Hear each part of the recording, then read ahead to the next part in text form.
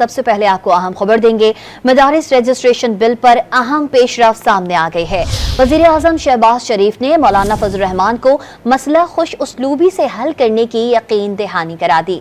इस्लामाबाद में वज़ीर आज़म से मुलाकात के बाद मौलाना फजल रहमान ने पेशरफ्त पर इत्मीनान का इजहार किया और उम्मीद जाहिर की कि 1-2 रोज में इस हवाले से खुशखबरी मिल जाएगी। हमारे इस मौक़िफ़ का इंतहाई मुस्बत जवाब दिया गया और वज़ीर आज़म ने वज़ारत क़ानून को फ़ौरी हिदायत जारी की कि अब कानून व आइन के मुताबिक आप फ़ौरी तौर पर अमली इक़दाम करें।